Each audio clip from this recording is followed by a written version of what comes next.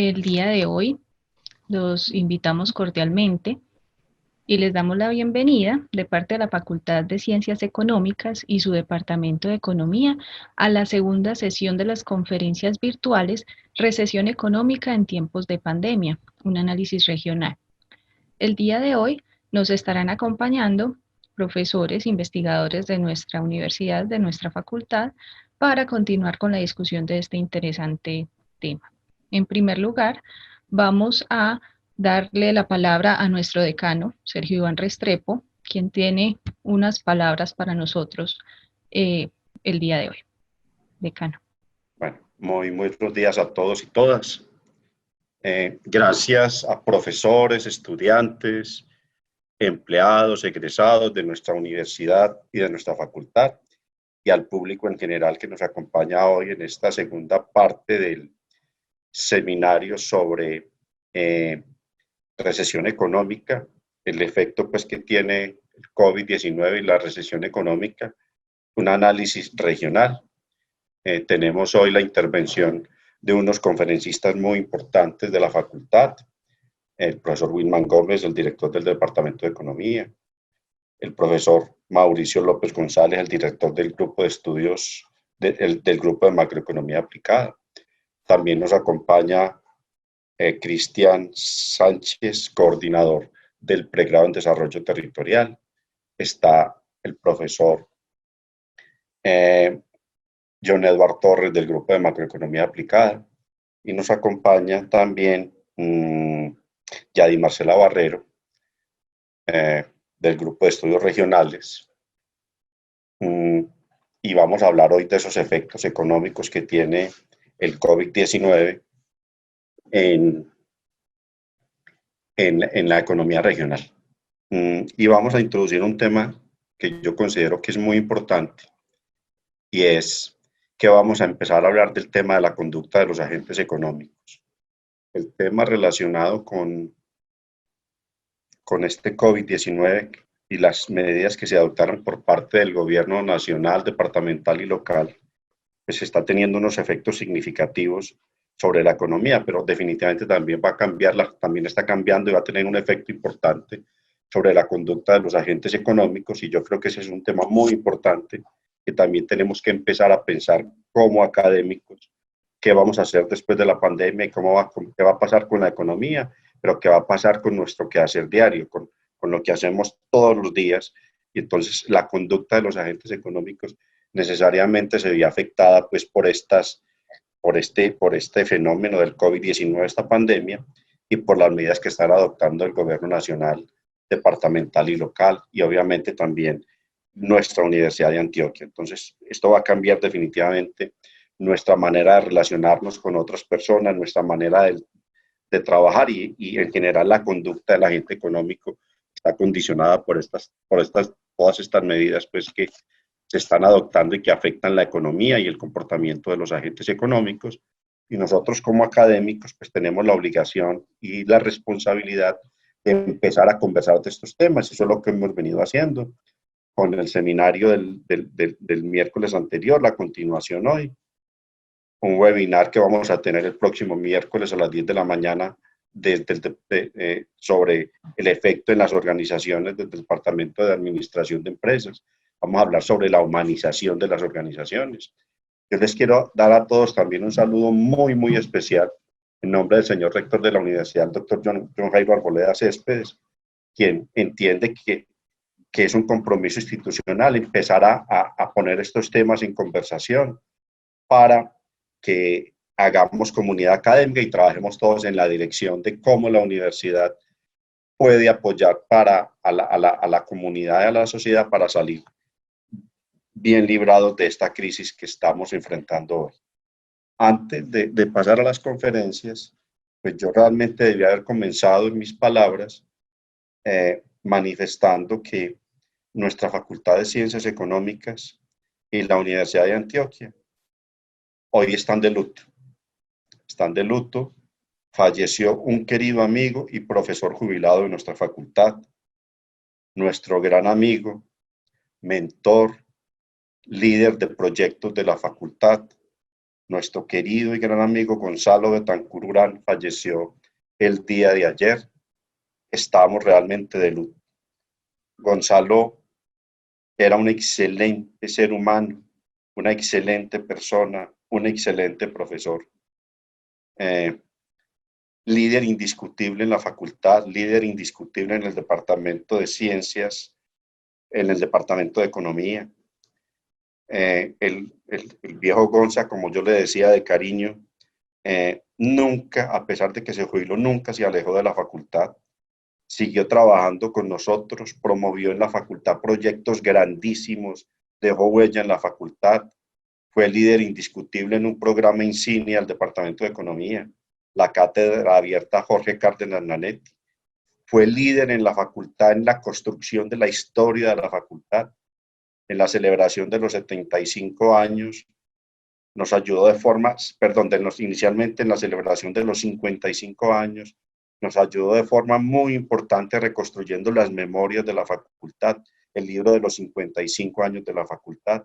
En la celebración de los 75 años de la facultad fue un motor esencial para aglutinar académicos en torno al tema que tratamos, para ayudarnos a reconstruir la historia de la facultad.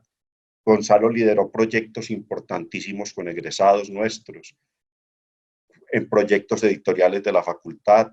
Gonzalo adicionalmente empezó un proyecto muy bonito en la facultad que fue las experiencias empresariales.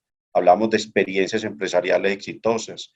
Ese tema lo llevamos a las subregiones, enamorado de la subregión, enamorado del programa en desarrollo territorial. Definitivamente Gonzalo dejó huella en la facultad y por eso definitivamente lo vamos a extrañar.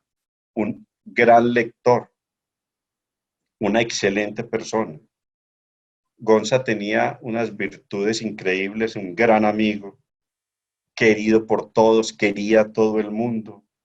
Una gran virtud que tenía Gonza era un alma generosa, en la generosidad hacia todas las personas, un excelente sentido del humor, un humor negro muy especial, cariñoso con los amigos, un gran contertulio, muy bueno tomarse los traguitos con Gonza, las reuniones que hacíamos con Gonza en muchas partes, en Belén, en Carloseán de Don Miguel, en el Yucal en Belén, las tiendas que recorríamos, todo lo que hicimos con un grupo muy importante de personas de la facultad, con Olguita también, nuestra querida amiga que falleció, y seguramente Goncita por allá va a celebrar hoy con ella.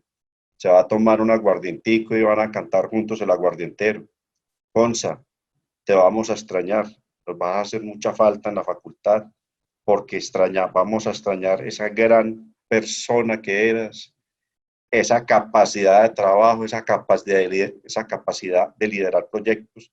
Entonces, Gonza, paz en tu tumba, vamos a extrañar mucho, pero vamos a tener resignación. Y muchas, muchas gracias, Gonza, por todo lo que vos le aportaste a esta Facultad de Ciencias Económicas.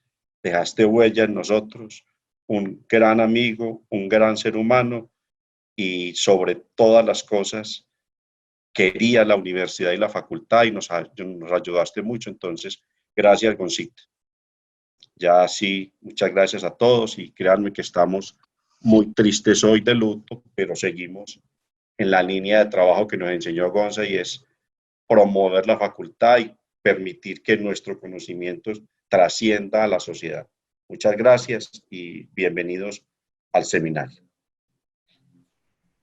Muchas gracias, decano.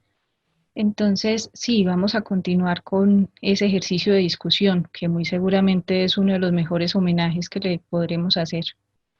En este momento, también quisiera, antes de darle la palabra a nuestro primer expositor, recordarles que para cada presentación tendrá una duración máxima de 15 minutos. Yo les estaré avisando a cada uno de los panelistas cuando les restan 5 minutos antes de terminar y también vamos a estar recogiendo todas las preguntas de los espectadores en la sección de preguntas y respuestas de esta misma aplicación. Y oportunamente al final de las presentaciones vamos a estar respondiéndolas gradualmente. Entonces, de esta forma, Comenzamos con con nuestra primera presentación, desafíos institucionales y económicos en el territorio frente al COVID-19, a cargo del profesor Cristian Sánchez, quien es coordinador del pregrado en desarrollo territorial. Adelante, profesor. Buenos días para todos ustedes. Es un gusto compartir con ustedes la siguiente conversación. Voy a presentarles algunos avances sobre los desafíos institucionales y económicos que se presentan en los territorios, avances que se han realizado desde el grupo de macroeconomía aplicada, en particular en medición económica. Y el objetivo que tenemos para esta presentación básicamente es explorar las disparidades institucionales y económicas que se presentan en los territorios, en los municipios de Antioquia, para enfrentar la pandemia generada por el COVID-19. A manera de introducción, ya sabemos que Colombia es un país con altas desigualdades políticas, económicas, sociales, y que se puede evidenciar o ejemplificar en diferentes situaciones. Nada más que en 4 ciudades, en 4 regiones, se presenta o se concentra el 60% de la producción de todo el país. Solo en Bogotá es el 25%, es decir, la 1/4 parte de la producción de todo el país. Adicionalmente, es un país con el indicador más alto Gini. El último año fue de 0.517, es el más alto de toda América Latina. La incidencia de la pobreza monetaria ronda el 27%, eso significa casi que 15 millones de ciudadanos colombianos que están bajo la línea de pobreza, y adicionalmente convivimos en un país donde la democracia es imperfecta, y es imperfecta porque el Estado es heterogéneo en el territorio, las demandas y necesidades de unos ciudadanos terminan pesando más en el Estado que otros, y bajo esa consideración es que quiero presentarles este panorama. Primero, tenemos unos datos de los casos confirmados por millón en América Latina. Colombia no le va tan mal, es digamos moderado. Sin embargo, eso también depende del número de pruebas que se realicen en los países. Ecuador es un caso, digamos, alarmante, y tenemos en el mundo ya más de 3,5 millones de confirmados, recuperados un poco más de 1 millón, muertes cercanas a las 250,000, y solo en Estados Unidos más de 6,800,000 pruebas realizadas. Los casos confirmados en Colombia ya rondan los 7,285 casos, recuperados 1,666, y las muertes 324. Para algunos especialistas en epidemiología, el número de muertes es un indicador mucho más confiable de cómo está evolucionando la pandemia en los países, dado que en algunos, dependiendo las condiciones climáticas, territoriales, las capacidades médicas, el número de recuperados puede ser un poco más alto. Sin embargo, en Colombia vemos que el número de casos confirmados por día en promedio está siendo creciente. Solo hace unos 2 o 3 días llegaba casi a los 550 casos confirmados en un solo día. Si eso lo distribuimos por departamentos, tenemos que, así sea Bogotá, el epicentro del país, tiene en proporción mucho más casos confirmados. Casi el 39% de los casos confirmados se encuentran en Bogotá. Valle del Cauca es una situación alarmante, dado el peso que tiene, y llega al 14%, lo mismo Meta. En el 4º lugar está Antioquia, presenta el 7% de los contagiados, y eso nos estaría diciendo que en casos confirmados 477. De esos 477 recuperados 329, y el 80% de ellos han sido, digamos, en estado leve de síntomas. Muertes tan solo 6, es de las menores tasas de mortalidad que se tiene para la enfermedad en el municipio, en el departamento de Antioquia. En toda Antioquia, el 77% de los municipios no ha presentado casos, y el 91% de los casos se ha concentrado en Medellín y su área metropolitana. Algunas consideraciones que podemos tener son esas disparidades en 2 asuntos particulares. Uno en términos de salud, en esa capacidad que tiene el sistema de salud en los territorios para afrontar unos brotes de contagio importantes.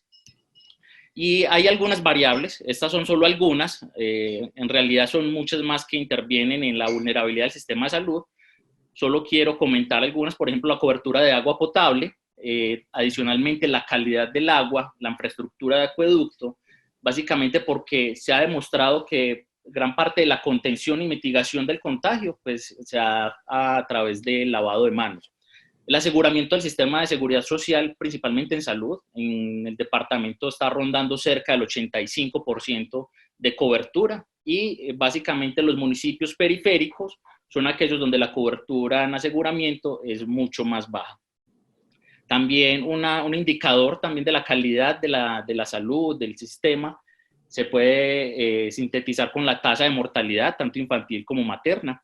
La tasa de hacinamiento no es lo mismo para un individuo llegar a su apartamento solo en una ciudad principal que llegar a un municipio alejado donde en su casa viven más de 8 personas, pues la posibilidad de contagiar a más personas se da con tasas de hacinamiento más altas. La pobreza también nos está indicando en gran parte este índice de necesidades básicas insatisfechas. Las condiciones de la vivienda, por ejemplo, no genera condiciones para que las personas permanezcan en casa. En particular, las camas de hospitales, hay alta vulnerabilidad en el departamento, y las pirámides poblacionales, por ejemplo, Urabá es una subregión con una gran proporción de jóvenes.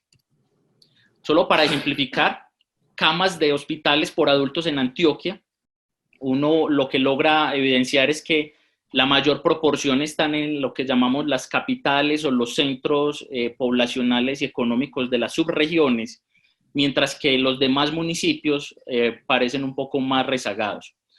Aquí cerca del 80% de los municipios tienen menos de 0.5 camas por cada 1.000 habitantes. Esta proporción se mantiene y se profundiza más cuando asumimos las camas de servicios hospitalizados. Si hablamos de necesidades básicas insatisfechas, la gráfica que ven a la izquierda muestra esa relación centro-periferia, donde los municipios céntricos tienen menor proporción de personas bajo necesidades básicas insatisfechas, mientras que los más alejados, sobre todo en la zona norte, en el occidente lejano, en el Urabá, presentan mayor tasa de proporción de necesidades básicas insatisfechas. En todo el departamento está alrededor del 18%. Asimismo, el hacinamiento se profundiza mucho más en el norte y en el occidente. Cobertura de agua potable, básicamente el oriente antioqueño, el occidente cercano y algo del suroeste. En los demás departamentos, en los demás municipios, el agua potable tiende a ser mucho menor.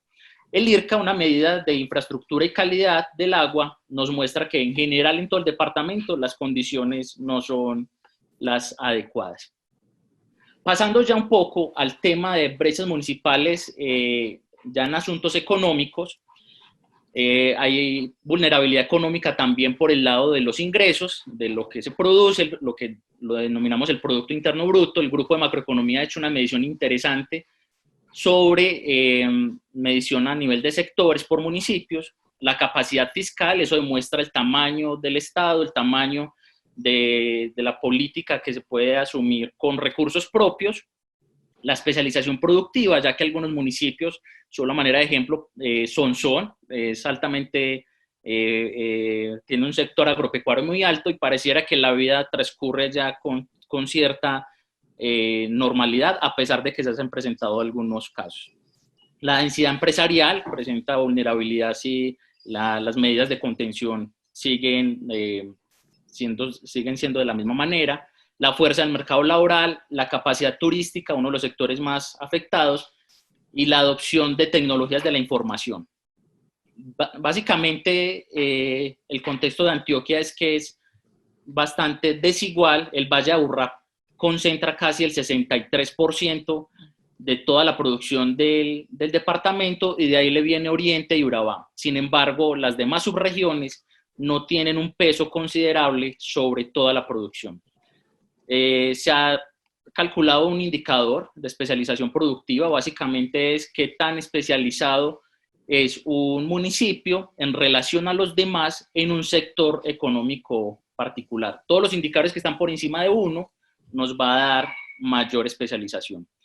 Por ejemplo, en el sector agropecuario, El Peñol, Ebéjico, Urrao, Concordia y los que vemos ahí, pues presentan alta especialización en el sector agropecuario.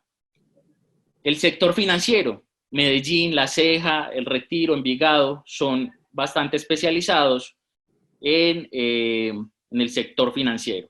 Sin embargo, 5 minutos. Hay mayor vulnerabilidad cuando observamos este sector, que llamamos comercio, reparaciones, restaurantes y hoteles, dado que es un sector que tiene mayor afectación negativa. Entonces, en este caso, podemos asumir que La Pintada, San Jerónimo, Santa Fe de Antioquia, Río Negro, que tiene un sector de comercio amplio, Caucasia, son municipios con alta vulnerabilidad en este sector. Hay unos riesgos fiscales. Desde el grupo de macroeconomía, Edwin y otros, se calcularon cuál sería la afectación para algunos municipios, en particular para la ley 617, que es la que establece los límites de gastos de funcionamientos en relación a los ingresos corrientes de libre destinación. Entonces se usan dos panoramas factibles. Si hay una caída del 10% del 20% en los ingresos corrientes de libre destinación, dada la caída en la actividad económica, es muy probable que esto suceda. Cerca de 37 municipios en el escenario más optimista no cumplirían con la ley y 67 municipios si la caída es del 20%. Esto nos motivaría a decir que hay que flexibilizar algunos aspectos de la ley porque los municipios no tienen la capacidad fiscal suficiente. En empleo, la tasa de desempleo es muy alta para algunos municipios. Eso también nos muestra la baja capacidad que podrían tener para fomentar su economía. Y la formalidad, esos que tenemos aquí, son los más informales. La tasa de empleo formal es más baja en Argelia, en Abejorral, en Olaya, Concordia, y en general municipios más alejados del centro. En densidad empresarial, lo que podemos observar es que gran parte de esa densidad empresarial formal está concentrada en el área metropolitana, el oriente cercano, y mientras que en la periferia esa densidad tiende a ser mucho más baja. Este indicador de turismo muestra que hay ciertos municipios vulnerables para este sector, sobre todo en el occidente cercano, Santa Fe de Antioquia, Sopetrán, en el Urabá, en particular Turbo y Necoclí. Finalmente, para los asistentes, los invito a revisar esta herramienta que ha dispuesto el DANE, que lo llaman el geovisor del índice de vulnerabilidad, que muestra a través de diferentes medidas como pobreza multidimensional, porcentaje de adultos mayores, centros médicos cercanos, cuál es la vulnerabilidad que hay por manzana. Este es el caso de Río Negro, solo a manera de ejemplo, pero están todos los municipios del departamento. Algunos comentarios finales. Uno podría decir que el comportamiento de la curva de contagio y de muertes en Colombia, y especialmente en Antioquia, es moderado. Sin embargo, aquí la invitación es a no relajarnos, a mantener algunas medidas de bioseguridad importantes. También hay que decir que la medida de confinamiento es una medida transitoria. Algunos estudios muestran que la pandemia podría durar entre hasta 18 meses, y pues es importante asumir que no 18 meses con las medidas de confinamiento se vuelve riesgoso. Las medidas de mitigación de efectos económicos, como las medidas que apuntan a contener la propagación del virus, deben de tener lógicas territoriales. Y en ese sentido, pues los municipios y los hacedores de política deben fortalecer su información para tomar las mejores decisiones en sus territorios. Adicionalmente, la política social debe mantenerse y fortalecerse sobre todo en la periferia del departamento.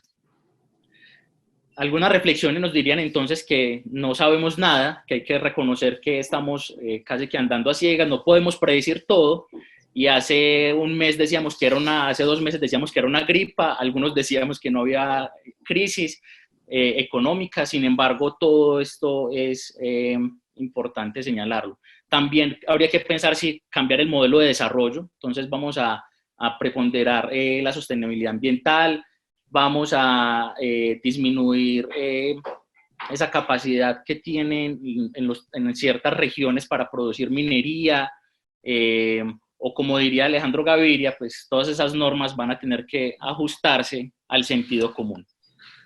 Muchas gracias. Muchas gracias, profesor Cristian. He hecho un uso del tiempo milimétrico. Muchas gracias. Recuerden que vamos a estar recogiendo sus preguntas en la sección de preguntas y respuestas o en el chat, y oportunamente al final estaremos dando respuesta. Continuamos entonces con nuestra segunda presentación, SARS-CoV-2 y pobreza, un análisis inicial a cargo de John Edward Torres, investigador del grupo de macroeconomía aplicada. Bienvenido.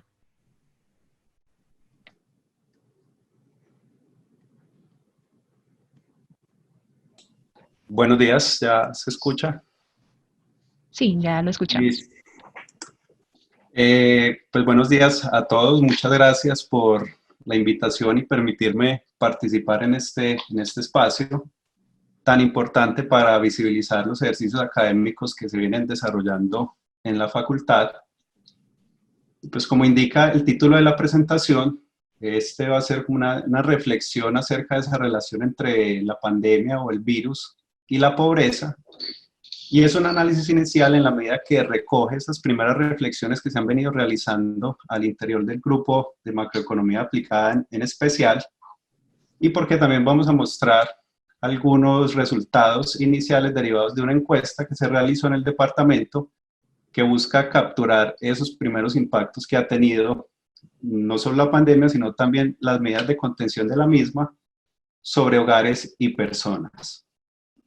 Por el tiempo, esto va a ser un pequeño resumen de los resultados hallados, pero hay un mayor detalle de análisis en el perfil de coyuntura económica número 31, donde de hecho se aborda este tema también a nivel de desigualdad.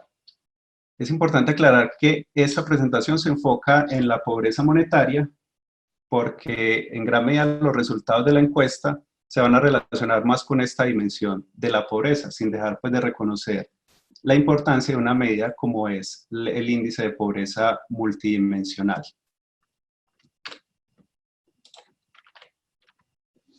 Entonces, para empezar, como resaltar esta relación bidireccional o de refuerzo entre pobreza monetaria y COVID-19, la medida que pues la gente que está bajo incidencia de pobreza monetaria va a tener más dificultades para acceder a esos bienes y servicios que les permitan mitigar o contener el efecto del virus que pueda tener sobre ellos o sus familias. Si hay unos gastos muy enfocados en bienes de primera necesidad como alimentos y demás, pues no podemos esperar que destinen una mayor proporción de ingresos a cosas como el jabón o tapabocas u otros bienes que son tan necesarios en estos momentos. Eso del lado de la vulnerabilidad que me implica la pobreza, pero también el COVID-19 ha implicado algunas pérdidas de empleos, pérdidas de ingresos, no necesariamente despidos, puede ser una licencia no remunerada, que me puede poner a mí en una situación de vulnerabilidad ante la pobreza o directamente en una situación de pobreza monetaria. Recordemos que estos efectos de la COVID sobre la economía no se relacionan solo con los cierres o las interrupciones en la producción interna, sino que también tienen que ver con aspectos como caídas de las exportaciones, porque nuestros principales socios en el mundo desarrollado probablemente tengan unas recesiones importantes, caída del turismo por cierres de fronteras o por las mismas restricciones a la movilidad y a la congregación de muchas personas que se tienen para contener el virus, suspensión de cadenas de suministro, un país como Colombia que depende en buena medida de importaciones para producción y para bienes de consumo final, y un choque que nos está afectando también con particular fuerza a nosotros es esa caída de los precios de bienes básicos. Y un poco el contexto de incertidumbre que se ha venido acrecentando a nivel global puede afectar también esa confianza de los inversionistas en el país. Entonces, eso puede tener efectos muy negativos sobre la economía, sobre los ingresos de las personas y poner en riesgo a un alto número de personas. En esta gráfica mostramos un poco lo que ha sido la evolución de la pobreza monetaria en Colombia desde 2002 hasta 2018. y vemos que aparentemente pues ha habido una reducción importante desde un nivel de 50% de incidencia en el 2002 a un nivel que es, más o menos se ha estabilizado, según lo que reportó el DANE en 2018, en un 27%. Sin embargo, debemos recordar que este promedio nacional, esta línea verde, nos oculta algunas heterogeneidades. Una que se muestra aquí en la gráfica es esta diferencia entre lo que es lo rural y lo urbano. ¿Sí? Ahí hay una diferencia en la incidencia de la pobreza, pero también a nivel de departamentos y ciudades. Vemos un promedio nacional de 27%, pero ciudades como Quibdó o Riohacha, esta incidencia llega a casi un 50%, o sea, están como estaba el resto del país hace 20 años. El Banco Mundial ha resaltado la importancia de proteger el empleo como una acción crítica en las economías de América Latina y el Caribe, para que este tipo de avances que se han visto en pobreza monetaria no se pierdan. Aún hay muchas personas que están en riesgo de volver a caer en esa situación de pobreza. De hecho, la ONU estima que para la región, para América Latina y el Caribe, que unas 35 millones de personas podrían caer en pobreza a causa de la pandemia. Y algunos analistas ya nos dicen que hay un 70% de hogares en el país en riesgo de caer en esta situación. Entonces, es importante esas políticas de protección del empleo para que estos logros que nos ha permitido como la estabilidad macro que hemos tenido en los últimos años no se pierdan. Según el DANE, en su reporte de pobreza monetaria, los grupos poblacionales con mayor incidencia de pobreza son las mujeres, los jóvenes, las personas con menos educación, los desocupados, los cuentapropias y los no afiliados a la seguridad social. Lo de los jóvenes, pues, puede no resultar tan sorprendente en la medida que Colombia tiene una tasa de desempleo juvenil altísima. Y aquí algo a destacar es que el grupo de las mujeres, las personas con menos nivel educativo, que son ese grupo del núcleo de la informalidad, como lo diría el profesor Hugo López, y los cuentapropia y no afiliados a la seguridad social, según un estudio que realizó también el grupo de macroeconomía aplicada, son las personas que más riesgo tienen de perder su empleo. O sea, son una población que tiene unas altas incidencias de pobreza, y a eso hay que sumarle el alto riesgo que tienen de perder el empleo y tal vez los pocos ingresos que tengan en este momento.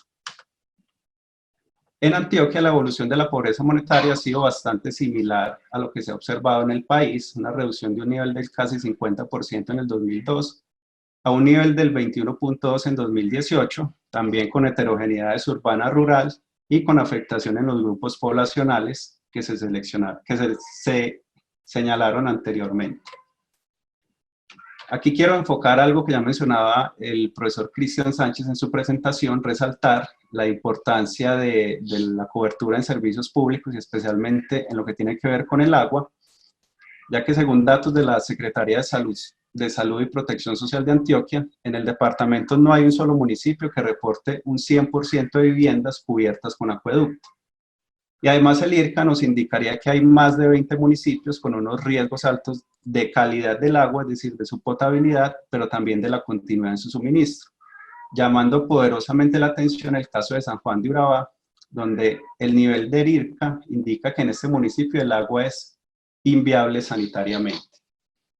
Entonces, muchas veces llamamos por celular y pedimos, y nos sale un mensaje de que hay que lavarnos las manos todo el día, etcétera, para prevenir el contagio, pero es muy difícil pedirle a estas personas que se laven todo el día las manos cuando es probable que ni siquiera les esté llegando el agua a la casa, o que respeten la cuarentena cuando es muy probable que lo primero que tengan que hacer cuando se levantan todos los días es salir a buscar agua para pasar el día. Y algo similar ocurre con el hacinamiento. Como nos mostraba Cristian, hay demasiado hacinamiento en los municipios más pobres, y eso hace muy difícil el aislamiento social. Entonces, estos son factores, junto con las demás dimensiones que mencionaba Cristian y muchas otras, que hacen que la incidencia de la pobreza sea muy dramática, no solo en el frente económico, por supuesto, sino también en el frente sanitario. Los resultados de la encuesta que se aplicó por parte del Grupo de Macroeconomía Aplicada nos dicen que digamos, casi un 44% de las personas que respondieron señalaron unos ingresos del hogar que llegaban a alrededor de 2 salarios mínimos mensuales.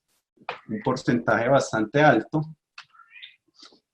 pero esta cifra debe complementarse con el hecho de que 57% aproximadamente de las personas que reportaron un ingreso entre 1 y 2 salarios mínimos y casi un 72% de aquellas que reportaron un ingreso del hogar de menos de un salario mínimo indican que durante la cuarentena dicho salario cayó por lo menos en un 50%. O sea que buena parte de estas personas o quedaron con una vulnerabilidad muy alta a tener una incidencia de pobreza monetaria o directamente quedaron en dicha situación.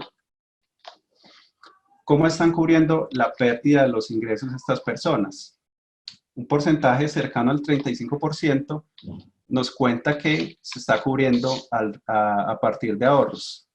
Esta pregunta que estamos mostrando acá en la presentación es para los hogares de menos ingresos y más caídas en los mismos, en los ingresos del hogar. 35% depende de los ahorros. Pero esta es una fuente que puede ser un poco frágil o muy limitada, como lo va a mostrar en un rato el profesor Mauricio López en un ejercicio que se hizo relacionado con este tema del ahorro para cubrir las pérdidas en los ingresos. Y un 34% está dependiendo de ayudas de amigos y familiares, lo cual también puede ser una situación un poco insostenible en la medida que seguramente sus amigos y familiares también van a terminar afectados por la crisis que provoca la pandemia. Llama la atención este 12% que está dependiendo de los subsidios del hogar.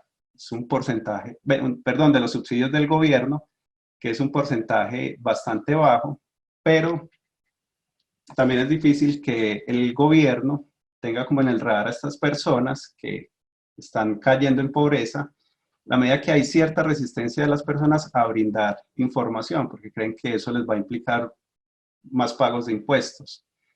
Pero también hay que aceptar la responsabilidad del Estado en que no hay confianza en el Estado y así, con toda la corrupción que hay en este país, es difícil construir capital social. No obstante, esta es una situación que debe corregirse. Estos, digamos, nuevos pobres, entre comillas, deben tener el apoyo del Estado para poder seguir adelante durante la pandemia. Los cambios en los gastos de los hogares más vulnerables pues muestran que estos se han volcado obviamente a un mayor gasto en alimentos e implementos de aseo, bienes prioritarios en este contexto, y han aplazado los gastos relacionados con el vestuario, la recreación y la cultura y bienes durables. Pues han priorizado sus gastos en alimentos y en implementos de aseo. Un comportamiento que me parece a mí bastante razonable dado el contexto que estamos viviendo.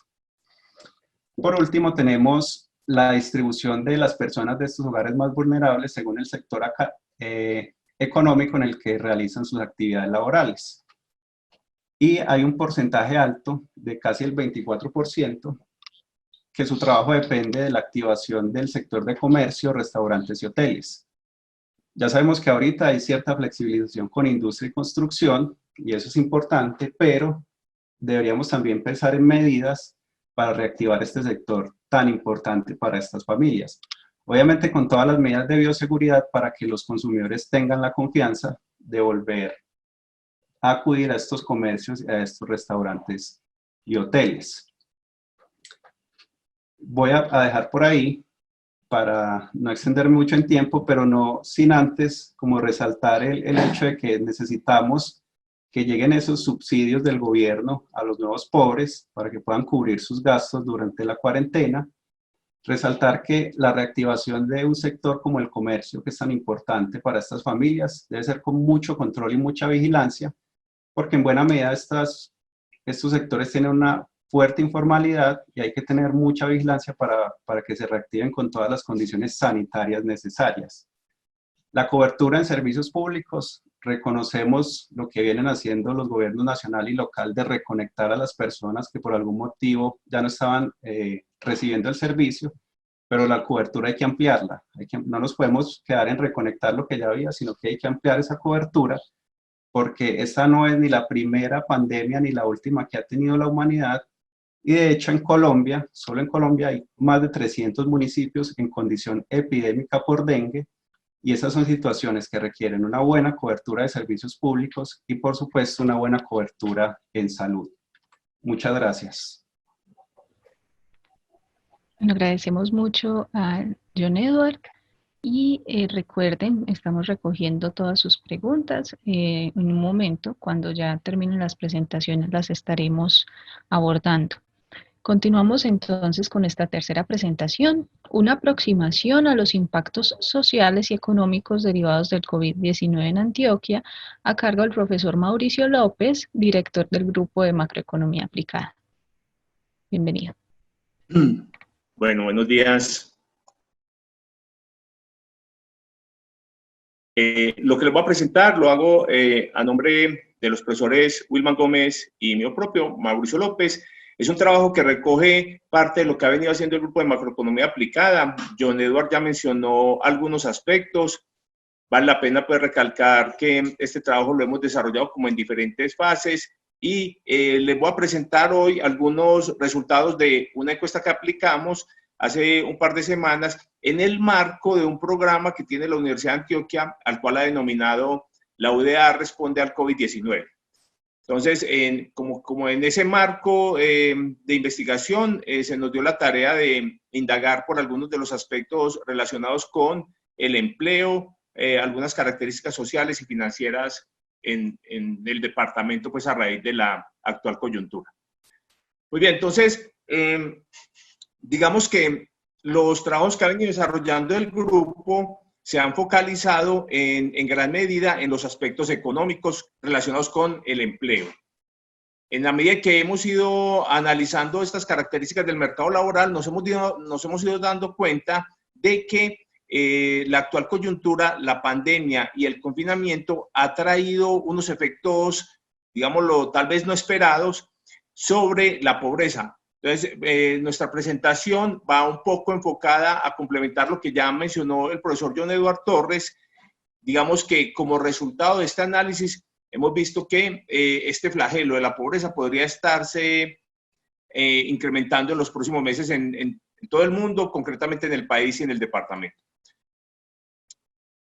Entonces, digamos que a modo de hipótesis, lo que nosotros estamos planteando justamente es que la pandemia, pues asociada al COVID-19, está afectando en mayor medida, en mayor porcentaje, los hogares de ingresos más pobres, los hogares con ingresos más bajos, lo cual ha de tener efectos justamente sobre la pobreza en nuestro país.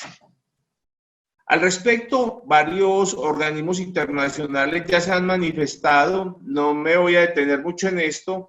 John Edward ahora citó algunos aparte del Banco Mundial, la CEPAL, el Banco Interamericano de Desarrollo, diferentes instituciones a nivel internacional han mostrado su preocupación justamente porque la actual crisis genere más pobreza en la región, en particular en América Latina. Un poco lo que queremos hacer ahora es mostrar con datos concretos cómo podría ser ese efecto y a qué nos estamos enfrentando. Digamos entonces que en nuestro departamento la pobreza podría tener implicaciones justamente sobre los ingresos, sobre el consumo y sobre el ahorro, justamente en los hogares más pobres. Un poco de eso es lo que vamos a tratar de argumentar en este momento con estos datos.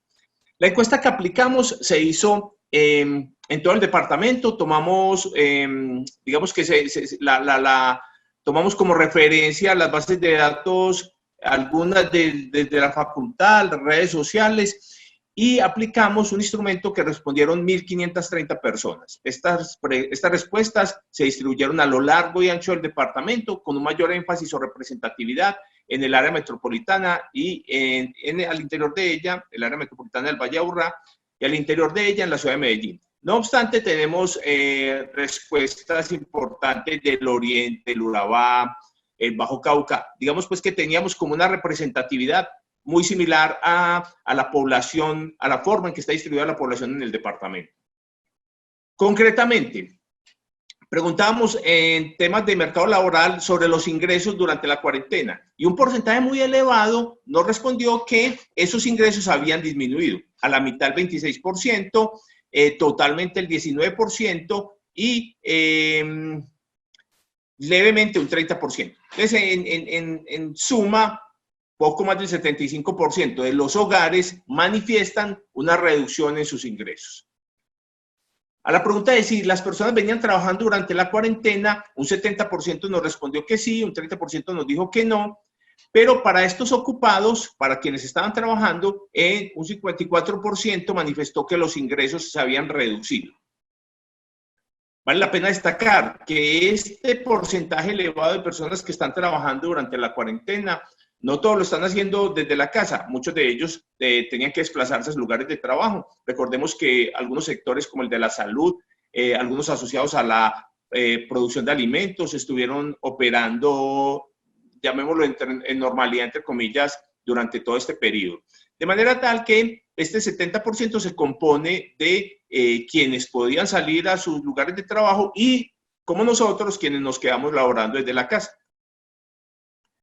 Para los desempleados preguntábamos también cuánto era el tiempo que llevan en la búsqueda de empleo. Vale la pena destacar, obviamente, que no todos los desempleados perdieron el trabajo durante la cuarentena. Nos respondieron que de ese grupo un 23% lo hizo, pero había un grupo de personas que ya habían perdido el empleo antes. Y en ese sentido, pues, digamos que el mayor número de meses en la búsqueda se concentra de 0 a 5 y en alrededor de 5 meses.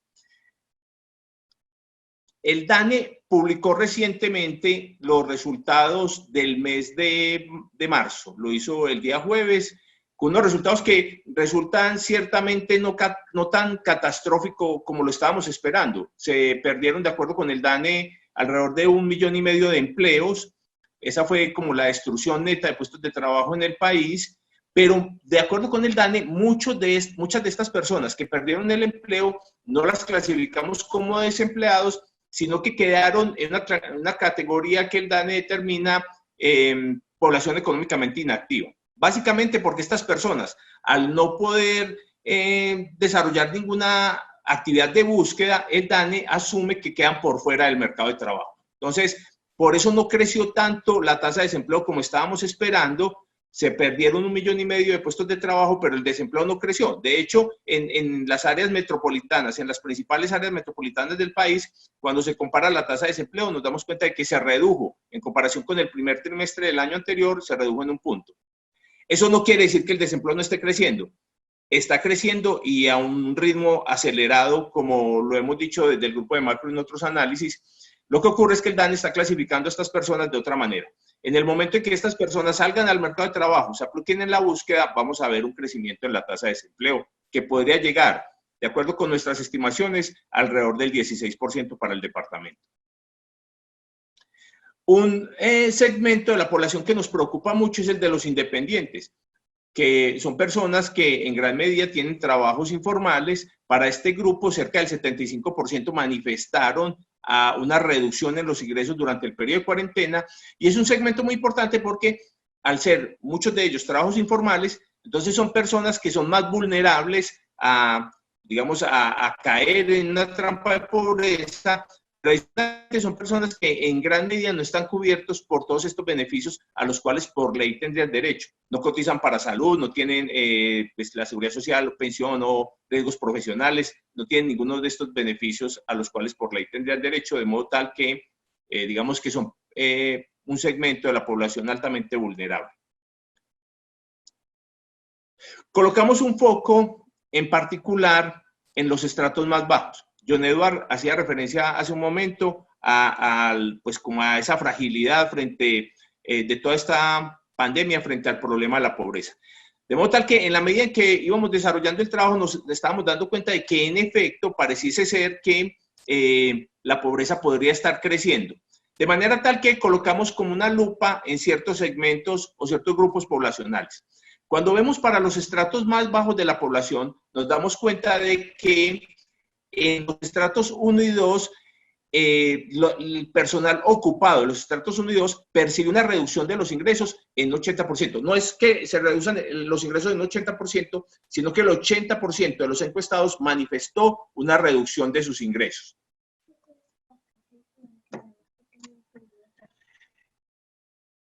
Cuando preguntamos por los subsidios del gobierno, nos damos cuenta de que hay un porcentaje importante de personas que los están recibiendo. También preguntamos por estos auxilios que el gobierno está entregando y si conocemos alguna persona que los está recibiendo. Un poco esto nos da la idea de un fortalecimiento de las redes o el capital social. Es un aspecto que también estamos evaluando desde el grupo de mitigación de los impactos laborales, financieros y sociales. Hay un segmento en particular de la encuesta que se preocupó por estas preguntas y ya tenemos un grupo de profesores, 2 profesores que se han preocupado pues por este análisis.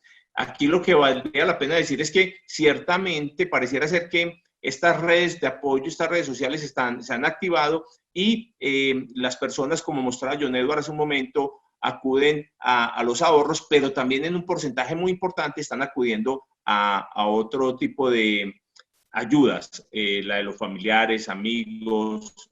En un momento, Wilmar les dará cuenta de esto. Le doy la palabra a mi compañero y amigo Wilman Gómez para que continúe con esta parte. Mauro, muchas gracias y buenos días a todos por acompañarnos. Bien, yo creo que está sobre la mesa y queda en el ambiente la preocupación por lo que esté pasando, no solamente por todos los individuos y las familias que están en el tema de la informalidad, que derivan sus ingresos de actividades económicas que desarrollan de manera informal. Y esta gráfica que tenemos aquí es mucho más clara al decir qué es lo que está pasando en los estratos 1 y 2, es decir, los hogares más pobres de la población, de los cuales la gran mayoría, pues sí, hay muchos que son asalariados, que tienen unos ingresos formales, pero la gran mayoría derivan sus ingresos de actividades que desarrollan de manera informal.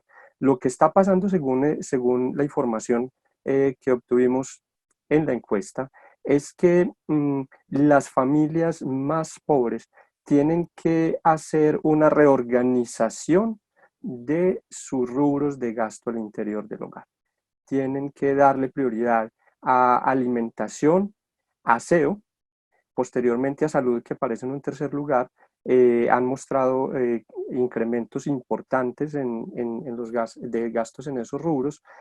Y recordemos que mucho de esto será consumo de subsistencia, es decir, las familias de estos estratos no tienen para lujos, no tienen para consumos suntuarios, de manera que se les achica bastante el margen de maniobra conforme se les va achicando los ingresos que podían generar, que ya obviamente no los pueden generar gracias a esta situación de encierro, de confinamiento, y más aún si tuvieran algunos ahorros, pues no, es un stock de ahorros bastante frágil, que va a durar bastante poco, que se va a agotar mucho más rápido. Naturalmente, los hogares de estratos por encima del 1 y el 2 tendrán sus stocks de ahorro, y en algún momento se van a acabar, pero digamos aquí es muy preocupante. Quiero hacer hincapié en lo preocupante de la situación de los hogares de estratos 1 y 2, y de todos los que están en el mundo de la informalidad, porque son los más vulnerables y son los que primero tuvieron que encerrarse y su lucro fue cesante, de inmediato, ¿sí? A uno le dicen enciérrese y al otro día no puede hacer nada más. Lo que, a diferencia de quienes, por ejemplo, están pudiendo hacer trabajo desde la casa, ¿sí? En una situación diferente, con algunas restricciones, pero al menos pueden estar haciendo algo y su flujo de ingresos, si no se interrumpe, ha disminuido un poco, pero sigue llegándoles. Entonces, esta es la situación de estos hogares pobres, y que uno puede extrapolar sin temor a equivocarse hacia otros sectores humildes de la población. Mauro, déjame ver la próxima gráfica, por favor. ¿Qué entonces no, la anterior, la de las conclusiones, Mauro. La que sigue de esta, eso, gracias. ¿Qué entonces podemos prever? Bien, gracias. Los resultados nos sugieren que en una situación como esta, además de que la disminución de ingresos que ya se observa para unos y se espera para otros en un inmediato futuro, obliga a una recomposición de estos rubros de gasto al interior de los hogares y consecuentemente una reorganización de las preferencias. Aquí me van a saltar los amigos microeconomistas y macroeconomistas y me van a decir, pero es que hay parámetros profundos que no pueden modificarse, ¿cierto? Los parámetros profundos que son los más íntimamente relacionados con la naturaleza de las personas, con la naturaleza de los individuos, no se van a modificar en el inmediato plazo, pero también nos tenemos que acordar que las personas suavizan consumo y esto es justamente lo que está de relevancia en estos datos. Las personas están suavizando consumo, es decir, minimizando el golpe que su caída de ingresos está teniendo sobre la posibilidad de acceder a cosas básicas como alimentación, aseo y higiene en segundo lugar y salud en tercer lugar.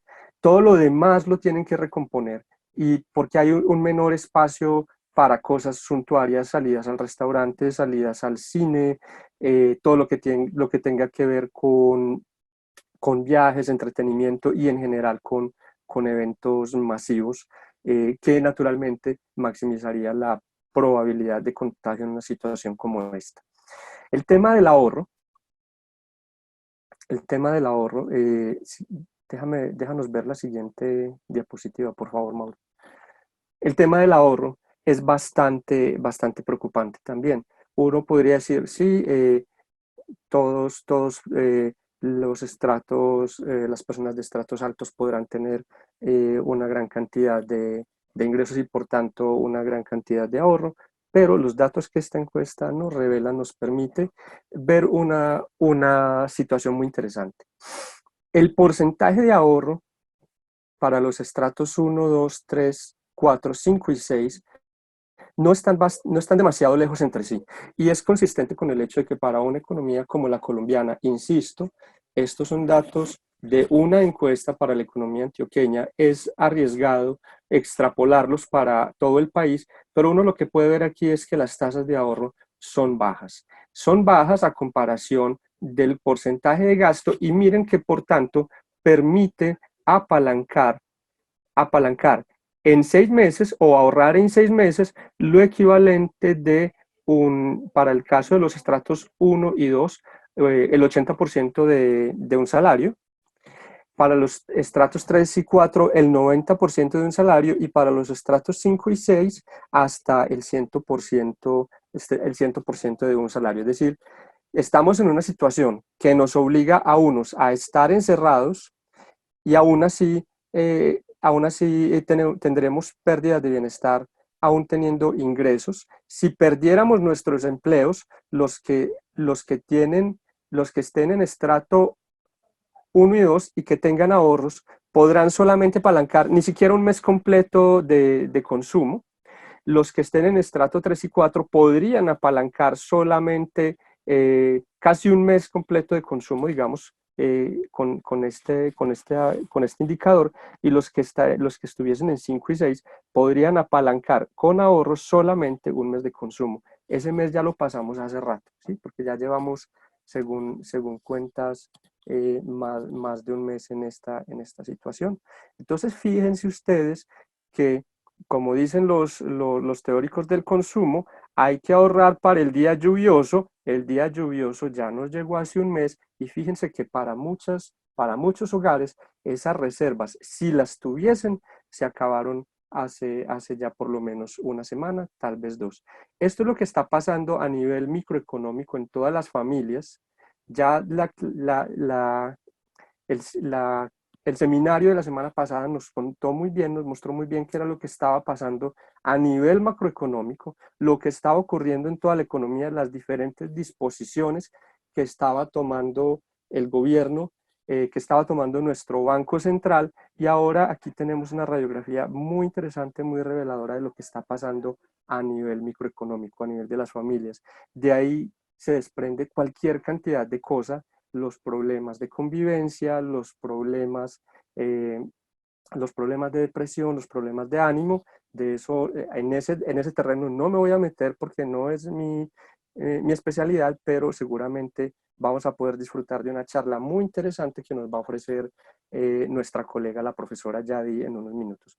Mauro, muchas gracias. Te cedo nuevamente el micrófono para que nos des las recomendaciones que tienes preparadas dado este contexto que tenemos en este momento según la información. Muchas gracias a todos. Mauro, muchas gracias.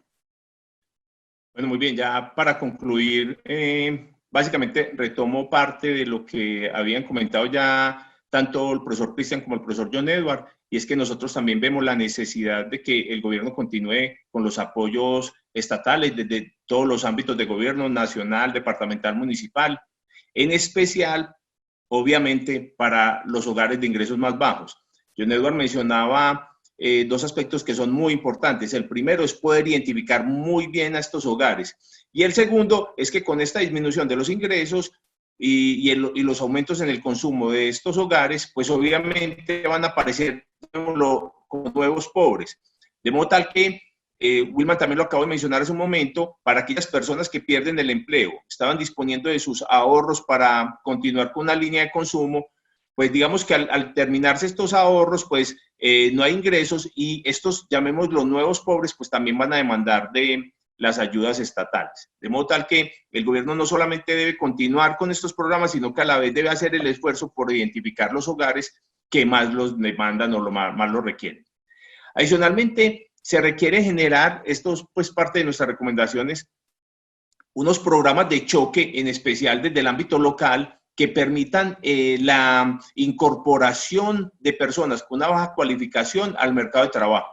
Básicamente, todas aquellas personas que tenían empleos informales, que hoy están en sus casas, que vieron reducidos sustancialmente sus ingresos y que van a tardar un poco en activarse en el mercado laboral, por varias razones. La primera, porque las actividades de comercio probablemente sean las últimas a las que el gobierno les dé vía libre para la reactivación. Y la segunda, porque digamos que un informal tarda poco tiempo en ajustarse, pues obviamente al mercado de trabajo, pero de todas maneras hay un periodo de transición.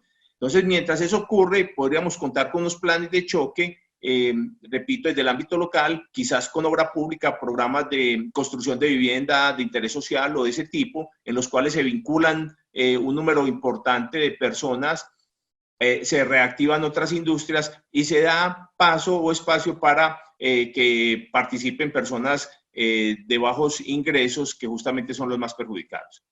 Adicionalmente, el Estado también debe disponer de créditos de apoyo para el empleo, los programas de emprendimiento que centren su atención especialmente en mujeres de hogares pobres. John Edward también lo mencionó, son un grupo muy vulnerable de la población a la cual debemos atender.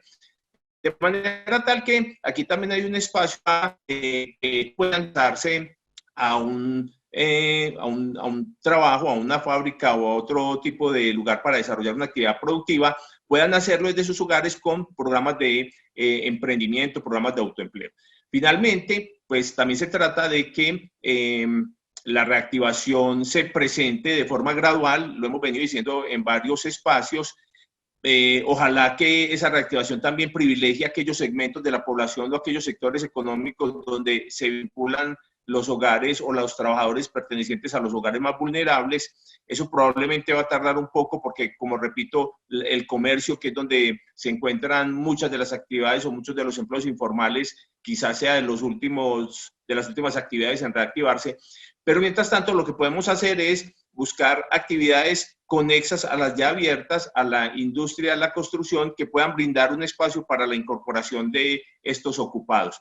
Se trata entonces de que la reactivación, si bien va a ser gradual y van a haber algunos sectores económicos que se vayan paulatina o sistemáticamente reactivando, también debe ser consentido. Tiene que ser algo que guarde una lógica. Si ya reactivamos la industria y reactivamos la construcción, entonces ahora deberíamos reactivar sectores o actividades económicas que sean conexas a estas dos. Porque lo que estamos observando es que al interior, por ejemplo, de la industria, tenemos empresas que no han iniciado labores, no porque no pueden hacerlo, sino porque no tiene sentido para ellos empezar a producir. Son empresas que trabajan sobre demanda, entonces nos plantean en otros trabajos que estamos haciendo ya no es de la oferta laboral, sino desde la demanda, desde las empresas, nos están planteando que no producen porque no tienen a quién venderle. Las empresas a las cuales les venden no están aún operando o todavía no les han hecho pedidos, de manera tal que no quieren llenarse de inventarios. Y hay otras empresas que de la industria que venden justamente al sector comercio. Entonces nos plantean la encrucijada de que para qué producir si el comercio no está abierto. Demandan del comercio para poder darle vía libre o una realización a sus productos. De modo tal que la reactivación, así sea en pocos sectores, tiene que ser lógica, tiene que guardar cierto sentido, tiene que ser una reactivación que se soporte o se sustente en actividades que estén conexas o relacionadas. De parte nuestra, eso es todo. Recalcar finalmente el hecho de que el grupo ha venido trabajando muy intensamente en varios escenarios. El del mercado laboral es uno. Estamos trabajando también en temas de producción y quiero hacer referencia a un trabajo que ya publicamos en el perfil de coyuntura económica realizado por los profesores John Eduardo Torres y Ramón Javier Mesa, en el cual se plantea una alternativa de crédito para los entes locales soportada justamente pues, digamos, en las posibilidades que tiene el Banco de la República. De parte mía, nuestra es toda. Muchas gracias. Estamos pendientes pues, para la sección de preguntas. Muchas gracias, Claudia. Muchas gracias al profesor Mauricio y al profesor Wilman por su presentación. Estamos recogiendo todas sus preguntas y sus inquietudes a través del chat y de la sección de preguntas y respuestas. Ya tenemos una muy buena lista de preguntas para la discusión en un momento y aún faltan también las preguntas que nos va a suscitar la siguiente presentación. Análisis de las medidas de mitigación del COVID-19 desde la perspectiva conductual a cargo de la profesora Yadi Marcela Barrero. Ella es investigadora del Grupo de Microeconomía Aplicada y del Grupo de Estudios Regionales de nuestra facultad. Bienvenida, profesora Yadi. Muy buenos días, muchas gracias a todos los participantes, gracias a los colegas por la invitación, gracias a la profesora Claudia Medina por estar coordinando este espacio. Voy a proceder a compartir pantalla para que podamos conversar un poco sobre este tema. Permítanme. Ok. Que he titulado Medidas de mitigación del COVID-19, reflexiones desde la perspectiva conductual. A raíz de mis investigaciones con el grupo de microeconomía aplicada, especialmente en lo que tiene que ver con análisis de comportamiento, ha sido importante para mí analizar desde esta perspectiva cómo han sido las acciones que desde la política pública se han implementado en estos días para poder hacer frente a la situación de salud. Lo que voy a comentarles hoy principalmente tiene que ver con una breve reflexión sobre lo que es la economía conductual, cuáles son sus principales definiciones. Voy a conversar también con ustedes sobre lo que es un dilema social y por qué lo que estamos viviendo se constituye como un dilema social. Y finalmente voy a hablarles sobre cuáles son los sesgos conductuales que se pueden estar generando en este momento en la situación que estamos viviendo y cuáles han sido las medidas de política pública que han dado respuesta a estos sesgos conductuales. Muy bien. ¿Qué entendemos por economía del comportamiento? En la ciencia económica, más o menos desde hace unos 20 años, se han venido incluyendo elementos que desde la psicología y desde la sociología nos busca dar cuenta de cómo es la toma de decisiones económicas de los agentes. A esta parte de la economía que está incluyendo nuevos elementos de otras ciencias sociales y humanas es lo que se ha denominado economía del comportamiento. De pronto para algunos de ustedes es un área novedosa, sin embargo, pues hace parte de todo el desarrollo de la microeconomía. Y en el caso concreto, pues hemos tenido reconocimientos en esta área a nivel de nueva economía y hay varios estudios internacionales. La economía del comportamiento lo que busca es ayudar a la comprensión de las decisiones humanas y analizar todo lo que corresponde a las acciones de mejora y lo que corresponde también a la política pública. Entonces tenemos que hay unas herramientas desde la economía del comportamiento que nos permiten analizar cómo nos comportamos, pero que también nos permiten identificar la forma como se están diseñando e implementando las políticas públicas, sobre todo en lo que tiene que ver con la forma como se llevan a cabo y con la forma en la cual resultan, es decir, su efectividad. Cuando hablamos de un dilema social, nosotros en economía hablamos de un dilema social cuando surge una disyuntiva, cuando surge una divergencia entre una opción individual y una opción con consideración social. Entonces, cuando hablamos de una opción individual, nos referimos a, por ejemplo, la no contribución individual aumenta las ganancias personales. Algún tipo de medida o de acción particular que me beneficia en privado, pero que no beneficia a la colectividad. En contraposición con unas opciones de consideración social que corresponden a la contribución que todos hacemos al grupo para generar unas ganancias colectivas. Entonces, en el contexto en el que nos estamos moviendo en ese momento, en la situación de salud, estamos ante un dilema social porque a nivel privado debemos tomar unas acciones, unas medidas, por ejemplo, lavarnos las manos, por ejemplo, salir a la calle con tapabocas, mantener un distanciamiento social, que pueden ser costosos para nuestra propia individualidad. Es decir, no es muy cómodo estar siempre con el rostro cubierto, o puede ser difícil acostumbrar este tema del lavado frecuente de manos o de la distancia social, pero el beneficio es global, es un beneficio social. Entonces, ¿cuál es el problema cuando tenemos una situación de dilema social como este? No necesariamente solo en términos de salud, también el dilema social se da en términos de uso de recursos naturales, se da en términos también de acciones de política como pago de impuestos, por ejemplo. Pero en el caso concreto que nos ocupa, lo que nosotros asumimos individualmente tiene una respuesta muy concreta en el bienestar de los demás. Sin embargo, a lo que podemos tender es a querer obtener el beneficio sin asumir el costo. Ese es el dilema social.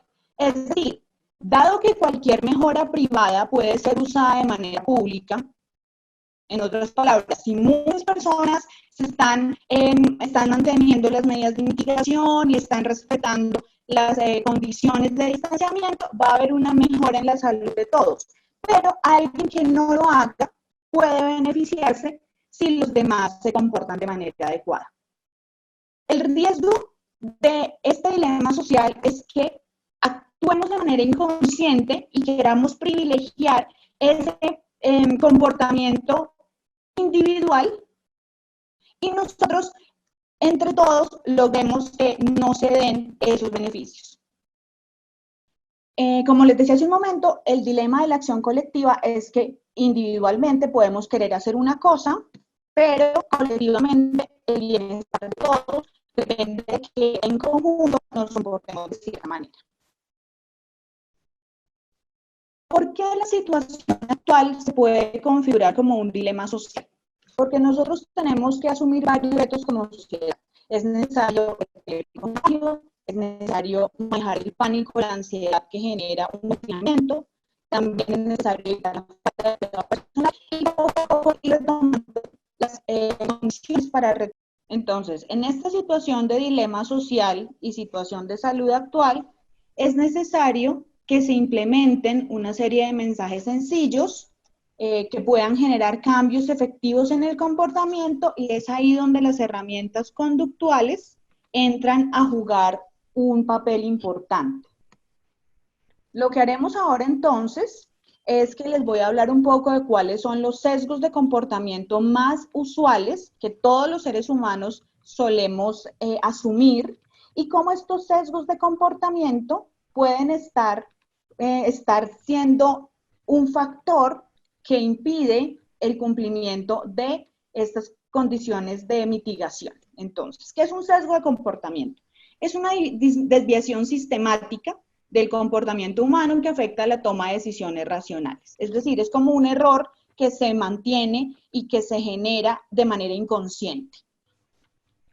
Por ejemplo, los sesgos del statu quo, el caso de la inercia. Los seres humanos tendemos a privilegiar las situaciones a las cuales estamos acostumbradas. Entonces, por ejemplo, pensar en cambiar hacia el teletrabajo ha sido un reto precisamente porque es algo nuevo, porque es algo que no habíamos hecho antes y el sesgo del statu quo puede estar afectando esa implementación de una nueva dimensión en el trabajo.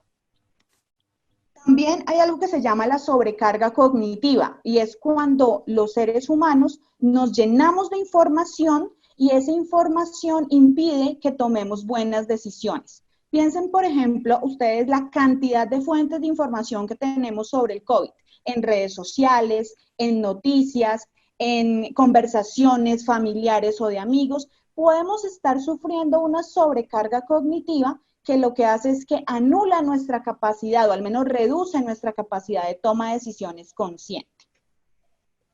Está también otro sesgo que es el exceso de confianza y es el pensar a mí no me pasará. Es decir, esta es una enfermedad que solamente va a afectar a los mayores o que está en China o que está en Bogotá o que está solamente en las zonas urbanas. Es decir, escudarnos en ciertas seguridades para evitar tomar decisiones de cambios de conducta.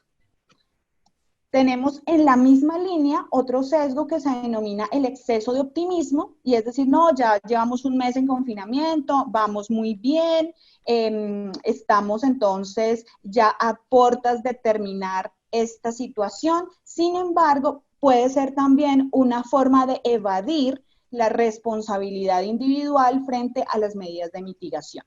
Y finalmente algo que se denomina el sesgo del presente, y es que nos cuesta pensar en el futuro con la misma claridad con que pensamos en el presente. Estamos viendo el costo hoy de las medidas de confinamiento, de la situación de salud, pero no pensamos con tanta claridad en los beneficios que vamos a tener en el futuro cuando esta situación se mitigue.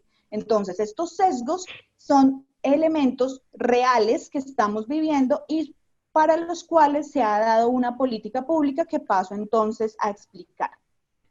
Quisiera saber cómo va el sonido, ¿sí mejoró? Sí, profesora, ya está muy bien. Gracias. Bien, entonces, aquí les he traído una muestra de algunas de las medidas que por lo menos en nuestra zona, en nuestro contexto, se están implementando y que dan cuenta del buen manejo desde el punto de vista conductual, no sé si consciente o inconscientemente, pero que nos ayuda a resolver en parte esos sesgos que les mencionaba hace un momento. Una de las formas de asumir los sesgos, especialmente los sesgos cognitivos, tienen que ver con un encuadre positivo, es decir, presentar los mensajes de manera positiva, de manera optimista. Ustedes se pueden dar cuenta, aquí tomé una imagen del plan de Medellín Me Cuida, es un nombre que se le dio a una política, un nombre que tiene que ver con algo cercano, el cuidado. Hubiera podido llamarse Sistema de Registro de la Ciudad de Medellín, pero decidió llamarse Medellín Se Cuida precisamente para hacer cercano este contexto a nuestra propia realidad. Otra herramienta que se utiliza en la política pública desde lo conductual es lo que se llama la prominencia. Es necesario dar mensajes claros y presentar las medidas con la menor cantidad posible de costo cognitivo. He traído el ejemplo del pico y cédula para las compras porque precisamente con esta medida lo que se hizo fue tomar un aprendizaje previo de la ciudadanía, como era el pico y placa para los vehículos, y asumir esa realidad de la política de restricciones de salida con esa misma lógica. Es decir, ya sabíamos como sociedad qué implicaba un pico y placa, y ahora entonces es extrapolar esa realidad al pico y cédula. Eso hace que sea mucho más sencillo de asumir por los ciudadanos y también tenga mejores resultados. Existen también otra serie de medidas como son las opciones predeterminadas, el hecho de saber qué hacer o que nos digan antes de tomar la decisión cuál es la opción favorable. todo lo que son las reglas prácticas. Entonces aquí también les traje una foto de 5 todo lo que se minutos. está haciendo de señalética en el metro, por ejemplo, sobre la distancia, sobre dónde ubicarnos en los vagones. Hace referencia entonces a una medida que da cuenta de esas opciones predeterminadas para reglas prácticas. Es un poco para ubicar al ciudadano respecto a sus opciones de decisión. Se está dando también el tema de los recordatorios, esto desde la economía conductual también es muy importante. Si ustedes, por ejemplo, se dan cuenta, cada vez que hacen una llamada por celular sale una grabación que nos recomienda usar tapabocas, quedarnos en casa y descargar una aplicación del gobierno para poder hacer seguimiento de los síntomas. Esos recordatorios, entonces, nos ayudan a tener presente esas medidas de salud.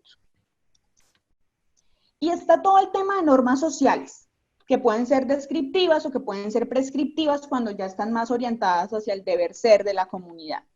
En el momento en el cual las personas asumamos como parámetros de conducta generalizados ciertas prácticas de higiene, como el lavado de manos, como el uso del tapabocas, como la desinfección, una vez hemos retornado de nuestras diligencias por fuera de casa, en la medida en que asumamos esas condiciones como normas sociales, es decir, que podamos identificar quién no las está cumpliendo y ejercer un control social, la medida de mitigación va a ser mucho más efectiva y mucho más conveniente.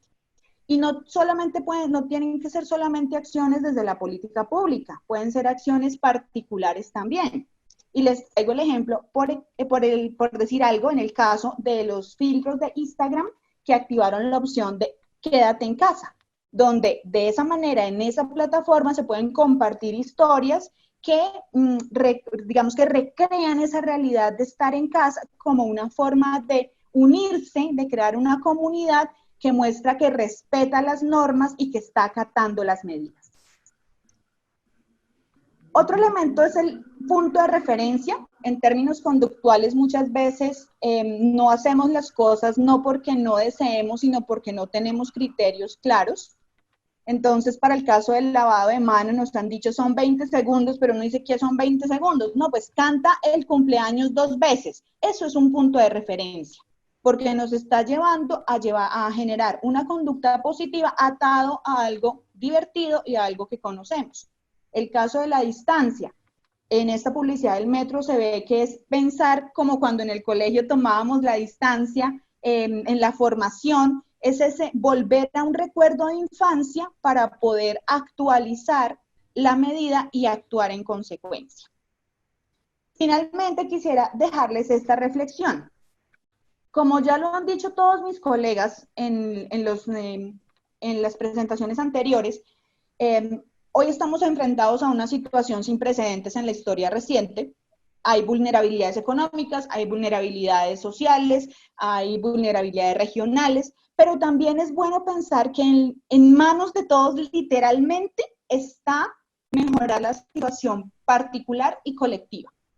Como les decía hoy, es un dilema social que debemos resolver entre todos y se necesita entonces el compromiso de todos para poder llevar a cabo estas acciones de mitigación. Ya también dejarles, para los interesados en este tema, un documento que acaba de publicar el Banco Interamericano de Desarrollo, con quienes he estado siguiendo y trabajando este tema de la economía del comportamiento. Ellos acaban de crear una nota de política donde resumen ciertas acciones que se han implementado y donde dan luces también para las entidades territoriales, cómo definir estas estrategias de comunicación en la economía del comportamiento. Dejo el link disponible, si no lo pueden buscar, es de libre acceso, se llama La economía del comportamiento, puede ayudar a combatir el coronavirus. Sobre todo de cara no solamente a los temas de salud, sino a lo que viene abocado también en temas de salud mental y en temas de relajación del aislamiento. Muchas gracias. Muchas gracias, profesora Yadi. Muy interesante su presentación. Estamos, recuerden, recogiendo todas sus dudas y sus inquietudes con respecto a las presentaciones. Hasta el momento hemos organizado las inquietudes de acuerdo con el orden de las presentaciones. Entonces voy a proceder con las preguntas que estaban orientadas al profesor Cristian. Concretamente son dos preguntas, yo se las formulo y el profesor pues integra sus respuestas o las responde en su... Bueno, si quieren, yo voy adelantando un poco las respuestas que tenían ahí presentes los invitados. Hay dos preguntas en relación al tema de los subsidios y en particular al tema de la estratificación como una medida para focalizar subsidios. Lo que podría decir es que los municipios hoy tienen baja capacidad fiscal en general en el departamento, solo a excepción del área metropolitana y municipios cercanos al área metropolitana tienen una capacidad fiscal importante y por ello los subsidios desde el gobierno nacional son relevantes, las demandas sociales que se tienen en los territorios son infinitas y por eso no hay que escatimar esfuerzos en ese sentido. Adicionalmente, los gobiernos, bueno, desde el grupo se ha hecho también algunas sugerencias, por ejemplo, que desde el FOME, el fondo que recogió el gobierno a partir del FOMPET y de ahorros que se tenían en el Banco de la República, se está sugiriendo que por lo menos un 20 o un 30% sean ejecutados desde los territorios y los municipios puedan participar de esa bolsa de recursos. Adicionalmente, flexibilización en medidas de regalías para ejecutar proyectos que vayan en vía o de mitigar el virus o para mitigar los efectos negativos sobre la economía. A propósito de la estratificación, pues en la mayoría de los municipios no funciona muy bien, funciona mucho más en municipios muy urbanos y más poblados, pero se puede complementar con el geovisor del DANE, que tiene medidas por manzana a propósito del pobreza multidimensional, el riesgo por población adulta mayor. También se puede complementar con bases de datos como el SISBEN. También algunos municipios han hecho sus esfuerzos propios para consolidar bases de datos municipales, donde recogen información particular de cada uno de esos municipios. Entonces, en general, la estratificación no funciona muy bien en la mayoría de los municipios, pero se puede complementar con otras bases de datos u otras estrategias para focalizar el gasto público. Muchas gracias, profesor Cristian. Me disculpo, tuve un problema en mi conexión. También voy a realizar algunas de las preguntas que el público dirigió a John y es al investigador. John, ¿qué consecuencias macroeconómicas tendría que el Banco de la República ayude? Bueno, no sé si el profesor Cristian, qué pena como estaba, falló mi conexión. Si respondió esta pregunta. No, esa no. Ya la bueno. del banco para Muchas John gracias. está muy bien. Bueno, entonces sí, sería para el investigador John, ¿qué consecuencias macroeconómicas tendría que el Banco de la República ayude a reestructurar en tasa y plazo las obligaciones de municipios y departamentos, de manera que se libere flujo de caja de los mandatarios para cumplir la regla fiscal y atender necesidades de las comunidades? Y la otra es si es viable la aplicación de una renta básica en los territorios con apoyo local, regional y nacional y de los sectores público y privado. Respecto a la primera pregunta, pues ya el profesor Mauricio mencionaba pues el estudio, el ejercicio académico que lanzamos y a través del Banco de la República estamos proponiendo una emisión responsable que fluya hacia las regiones con bonos que respalden los entes territoriales y entidades territoriales con una buena calificación de riesgo. En ese sentido, pues es nuestra propuesta. En el segundo caso, mi opinión iría en el siguiente sentido, dado lo que también mostró el profesor Wilman del ahorro a lo largo de los diferentes estratos económicos.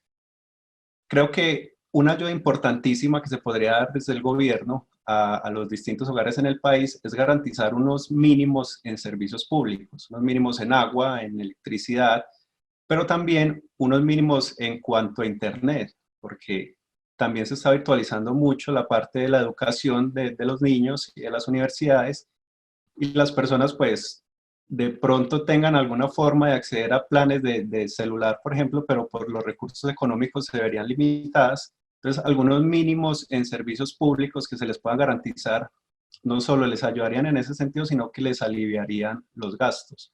Como vemos en los estratos altos también, los días que pueden cubrir con sus ahorros son bastante limitados y también requerirían de eso. Entonces, sería como una estrategia universal. Bueno, muchas gracias para el investigador John. Vamos a continuar entonces con algunas preguntas que el público le realiza también a la presentación, que en este caso pues fue integrada entre el profesor Mauricio López y Wilman Torres. Voy a empezar a leer algunas de ellas. La primera es que bueno, y ya el profesor Cristian hizo alguna referencia a ella. La estrategia de estratificación para asignar subsidios para el acceso a servicios públicos está en entredicho. Los subsidios cruzados no están balanceados y el gobierno debe desembolsar recursos adicionales y muchos estratos de hogares unidos, urbanos y rurales no requieren estas ayudas. ¿Qué propuesta alternativa de asignación de subsidios se puede implementar? ¿Será que es necesario eliminar la estratificación?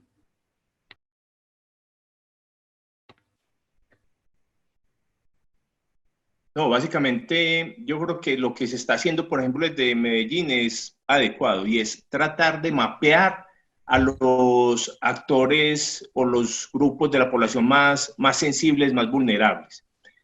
Yo no diría que eliminar la estratificación, pero sí dejar un poco de lado en la actual coyuntura el tema de la estratificación, puesto que, como bien lo mencionó el profesor John Edward, van a aparecer nuevos pobres. Y estos nuevos pobres están muchas veces ubicados en estratos que podríamos pensar que son vulnerables, pero no tanto como los estratos 1 y 2. Piénsese, por ejemplo, en un hogar de estrato 3 en que los miembros del hogar, el sustento estuviese respaldado en actividades informales y se perdieron esos empleos.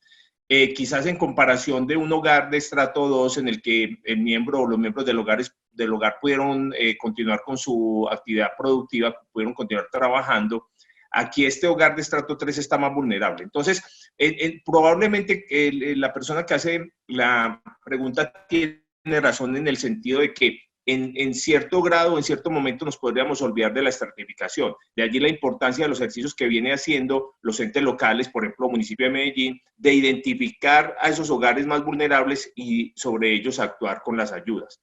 Pero definitivamente en el mediano largo plazo el modelo de estratificación sí debe cambiar o se debe actualizar a un sistema mucho más ágil y que nos brinde información más adecuada de las características de los hogares. Muchas gracias. También tenemos por aquí otras preguntas. Según el estudio de Radar, en el que muestra que los hábitos de consumo, no solamente los estratos 4, 5 y 6 de los colombianos, no han variado significativamente, en las áreas metropolitanas los hogares han aumentado su consumo. ¿Es esta una tendencia que ustedes ven que puede mantenerse teniendo en cuenta la incertidumbre de la situación del empleo en Colombia?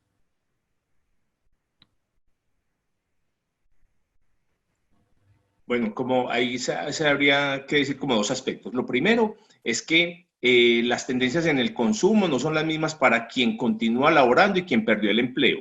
Como vemos, para aquellas personas que perdieron sus puestos de trabajo, hay un esfuerzo mayor, obviamente, para mantener una línea, un estándar de consumo, especialmente en los artículos relacionados, por ejemplo, con alimentos, implementos de aseo y salud.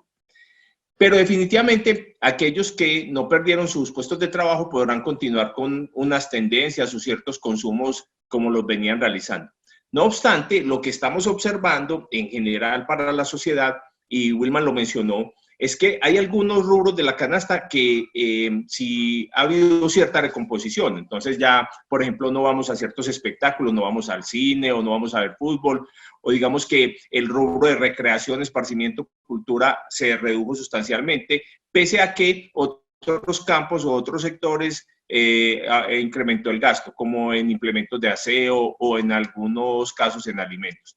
Entonces, esta recomposición del consumo, si bien puede que sea por ahora, definitivamente es un hecho, puede que sea transitoria, pero también hay algunos elementos que nos llevan a pensar que algunos de estos cambios pueden ser de carácter estructural. Digamos pues que ya hay toda una corriente filosófica que está comenzando a considerar, y ya algo mencionó al respecto, sobre la necesidad que tiene o que tenemos ahora al interior de las sociedades de evaluar y de recomponer ciertos gastos que veníamos ejecutando en el pasado. Entonces, es probable que en el mediano o largo plazo sí veamos como algunos cambios en la estructura, pero que lo que estamos viendo definitivamente hoy son una recomposición de consumo debido principalmente a la pérdida de empleos y al confinamiento.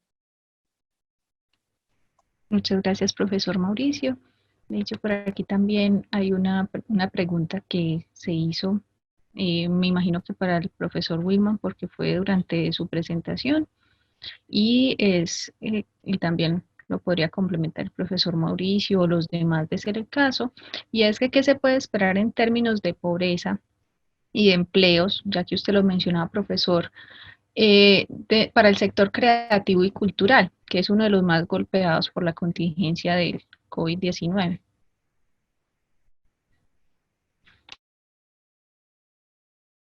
Bueno, yo aporto mis ideas para esta respuesta. Muchas gracias.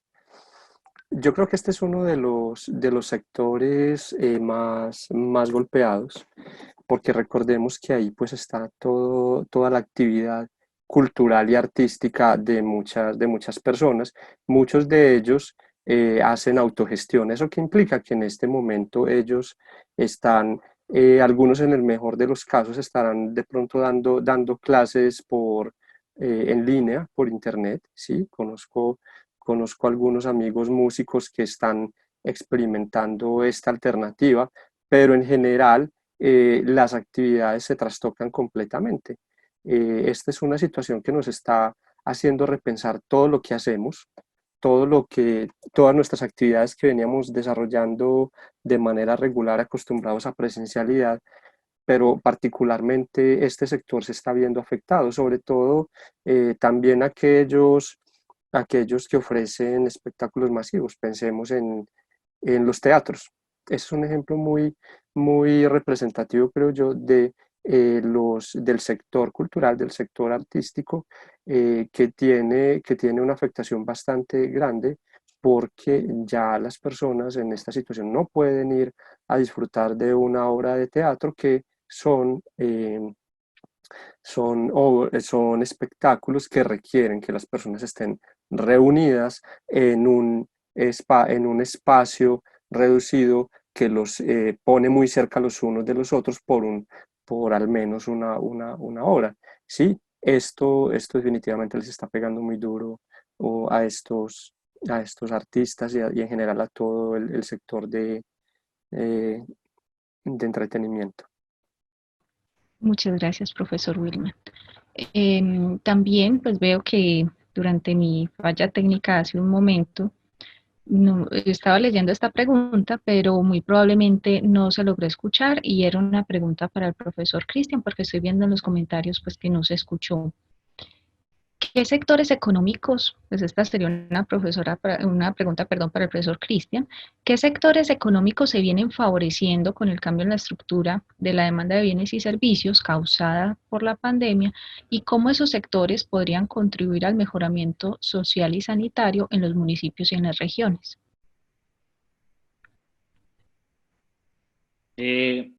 Bueno, no tenemos información precisa sobre lo que se viene.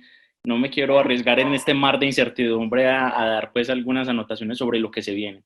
Sin embargo, uno lo que entiende en la estructura productiva del departamento de Antioquia es que es muy desigual, y sectores que vienen digamos que no son menos afectados, están el sector financiero, por ejemplo, el sector agropecuario, tienen menor riesgo de afectación.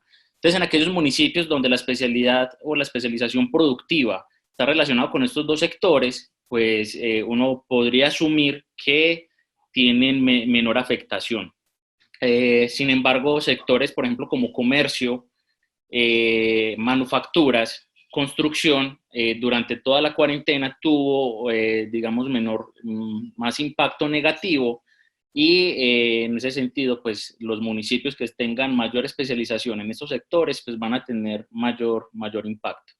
Hay unos estudios relevantes que ya han salido publicados muy recientemente y hablan de los sectores que tienen mayor riesgo de afectación de contagio. Son sectores donde hay mayor interacción social.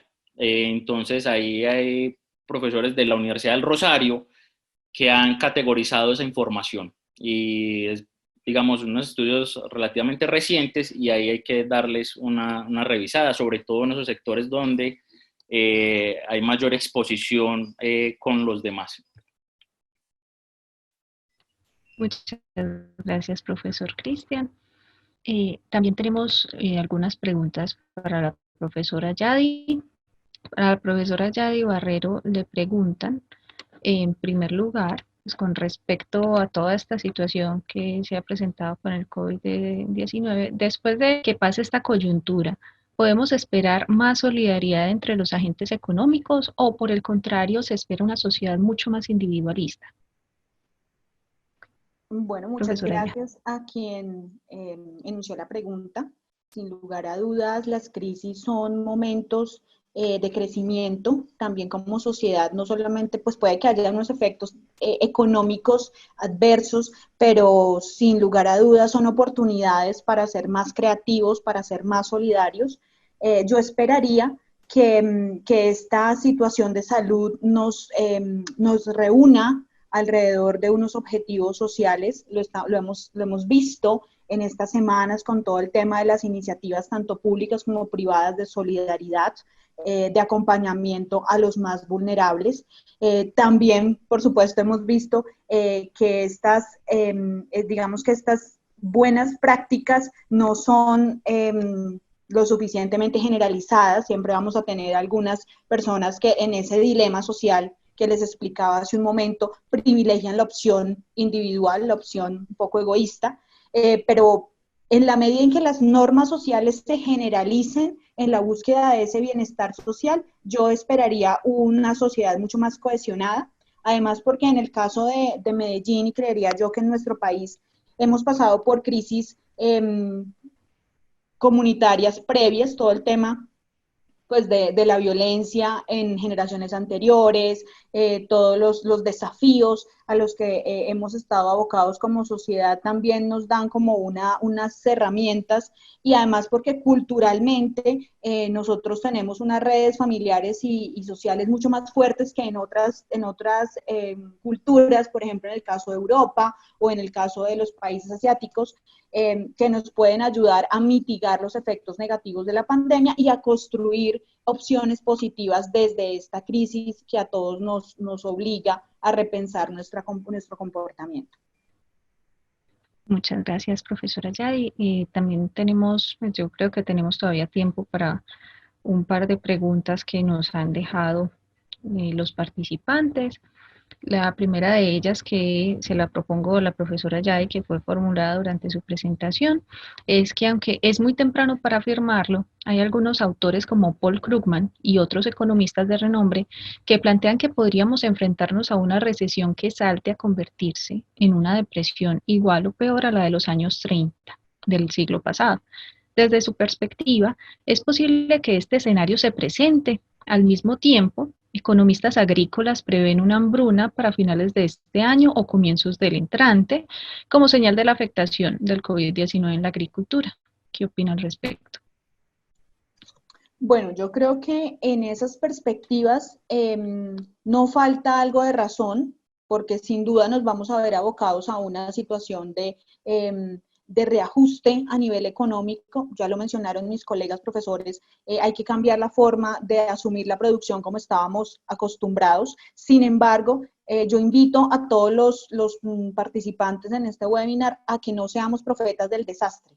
O sea, muchas cosas que se están generando en redes o que se están de pronto comentando, lo que nos llevan es precisamente a ese sesgo cognitivo que les mencionaba hace un momento, es a llenarnos de miedo. Alguien también en el chat mencionaba eso, el miedo al futuro siempre lo hemos tenido, es una condición muy humana, pero el problema es que nos nubla el entendimiento y el juicio para poder tomar buenas decisiones. Obviamente vamos a tener un ajuste a nivel de la producción, a nivel de la agricultura, pero también, si ustedes se dan cuenta, históricamente, en los momentos de crisis, no estamos hablando de una guerra mundial, no estamos hablando de una situación generalizada, obviamente es una situación de salud que se ha dado a nivel internacional, pero yo esperaría que se puedan dar reconfiguraciones también desde lo tecnológico que permitan asegurar el bienestar de la mayor parte de la población y de todos, ojalá, vía esta creatividad y esta solidaridad. Muchas gracias, profesora Yadi. Y si les parece, finalicemos la pregunta abierta para todos nuestros panelistas, para todos nuestros presentadores, y es que ahí pues en los comentarios nos expresaban también la preocupación por extrapolar conclusiones de cifras del pasado ante la incertidumbre de la actual situación sin precedentes. Entonces, nos dicen, conectado con lo que usted mencionaba, profesora, ¿cuál sería el costo del miedo al futuro o de la planificación y gerencia de la economía de corto plazo? ¿Qué opinan ustedes con respecto a cuál será el costo que pueda tener toda esta situación?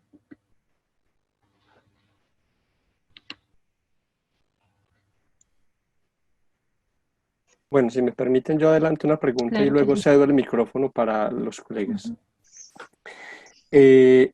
Evidentemente, es delicado pensar que hoy por hoy la situación se parece a como era el año pasado o incluso 2 años atrás.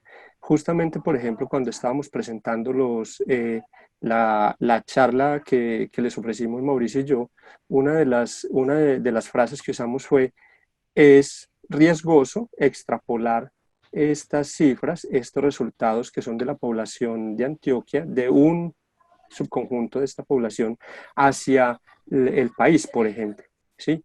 Es arriesgado porque no necesariamente nos va a representar todo lo que está pasando a nivel país, pero es bastante indicativo de lo que puede ocurrir en una familia promedio en un contexto en condiciones parecidas. Poder fijarnos y tomar como punto de referencia lo que pasó el año pasado o incluso 2 años atrás nos permite fijar un punto de comparación para entender y para juzgar justamente lo que va a pasar, lo que puede estar ocurriendo en este momento y el punto de llegada al que podríamos aspirar arribar en un futuro cuando podamos recuperar la economía, cuando la economía se reactive y se recupere de esta recesión en la cual estamos entrando de cuenta de esta situación. Entonces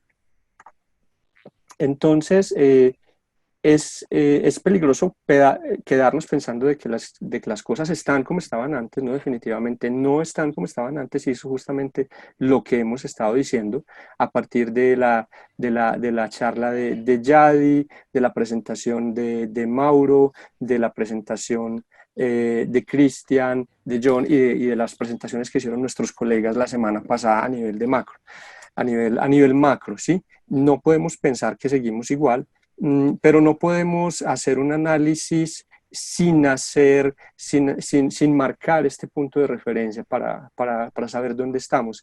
Yo me uno a la invitación de Yadi. No hay que ser fatalistas. Esta es una oportunidad de cambio, definitivamente. Hay muchas personas que le están pasando muy mal, hay sectores que le están pasando mal por la situación, pero también hay algunos sectores que están viéndose que de alguna manera van a empezar a verse favorecidos. Esa es una pregunta que teníamos por aquí en el chat. Y por ejemplo, yo creo que todo el sector de telecomunicaciones va a ser un sector que está fortaleciéndose, que está experimentando cambios positivos. Esta situación nos está exigiendo a todos a buscar una forma más eficiente de hacer lo que hacemos, una forma más eficiente de dar nuestras clases, por ejemplo, una forma más eficiente de tener una reunión de trabajo por lo agotador que es estar todo el tiempo frente a una pantalla, una forma más eficiente de comunicarnos, una forma más eficiente de abordar los sistemas contables, el sistema financiero, etc. De aquí hay que pensar en todas las oportunidades de cambio. Tampoco para pensar de manera fatalista, creo yo, que vamos a llegar a la situación de la crisis del 30, por ejemplo.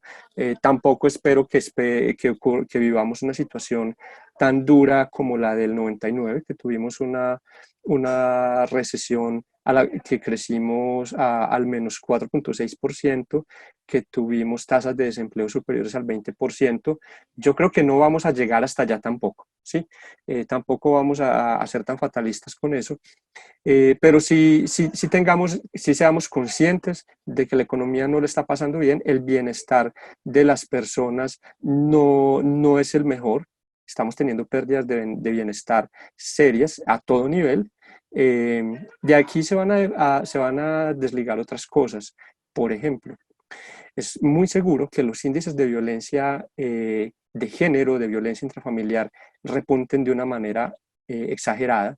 Es posible que los temas de alcoholismo, de farmacodependencia se exacerben dada esta situación. Hay muchas problemáticas que se van a desprender de la situación actual. De eso no se ha hablado todavía, pero amerita posteriormente una charla, un seminario bien interesante donde nuestros expertos y expertas en temas de economía del cuidado, economía y género pongan de manifiesto sus análisis y lo que están pensando sobre este tipo de situaciones y lo que están previendo. Porque, repito, no solamente se nos va a caer el PIB, no solamente se nos va a caer el consumo, van a pasar otro montón de cosas allá en los hogares que todavía no alcanzamos a medir, pero que podemos prever y que podemos anticipar desde los análisis que pueden ofrecernos nuestros colegas al respecto. Ya me callo, cedo el micrófono para escuchar a los colegas. No sé si alguno de ustedes quiera dar alguna otra interpretación o alguna otra respuesta.